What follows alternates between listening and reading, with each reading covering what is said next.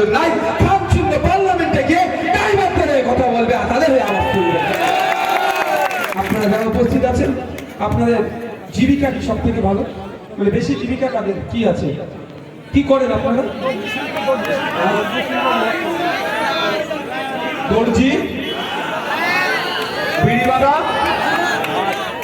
মাছ চাষ, ইট ভাটা, আর কি রাজমিস্ত্রি, চাষবাস, তাই তো? এবার একটা একটা করে বলি।